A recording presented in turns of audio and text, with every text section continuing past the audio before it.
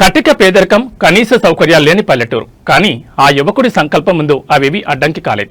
జనగామ జిల్లా నర్మెట్ట మండలం మచ్చుపహాడ్ గ్రామానికి చెందిన బానోత్ భారత్ కుమార్ సివిల్ సర్వీస్ ఫలితాల్లో 900 ర్యాంక్ సాధించి జిల్లా కీర్తిని జాతీయ స్థాయిలో చాటారు.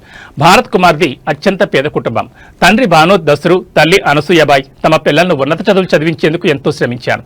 భారత్ కుమార్ ఇప్పటికే 2023లో ఐఎఫ్ఎస్ కు ఎంపికై ప్రస్తుతం శిక్షణ పొందుతున్నారు.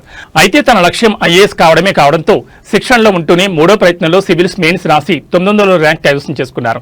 మేము చాలా పేదవాళ్ళం. భారత్ జనగామ హాస్టల్లో ఉండి చదువుకున్నాడు. తండ్రిగా నా పిల్లలు ఉన్నత స్థాయిలో ఉండాలని కోరుకున్నాను. నేడు నా కొడుకు సివిల్స్ సాధించడం నా జన్మధన్యమని తండ్రి దసరు భావోద్వేగంతో చెప్పారు. అటు భారత్ కుమార్ సోదరి మాట్లాడుతూ మా నాన్నను చూసి మా అన్నయ్య ప్రేరణ పొందాడు. ఇప్పుడు మా అన్నయ్యను ఆదర్శంగా తీసుకుని నేను కూడా సివిల్స్ సాధిస్తానని ధీమా వ్యక్తం చేశారు. ప్రస్తుతం మేము జనగాంలోనే నివాసము దాదాపు 45 సంవత్సరాల నుంచి 1976 నుంచి ఇక్కడనే నివాసం ఉంటున్నాం.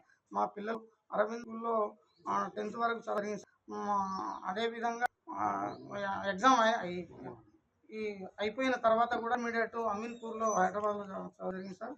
అక్కడ నుంచి ఐఐటీలో సీట్ రావడంతో బాబు కష్టపడి అక్కడ కూడా చదివిన తర్వాత బెంగళూరులో సాఫ్ట్వేర్ కావడము, అక్కడ కూడా వదిలిన తర్వాత సార్ మళ్ళీ దాంట్లో కూడా జాబ్ చేయడం జరిగింది సార్. ఆ జాబ్ చేసుకుంటూ ఈ సివిల్ సర్వీస్ ఎగ్జామ్ ప్రిపేర్ అయ్యి రాయడం అనేది జరిగింది సార్.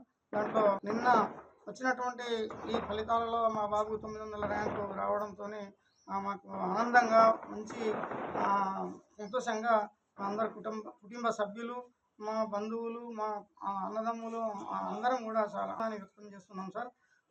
అంతేకాకుండా మాది చాలా పేద కుటుంబం సార్ మాది.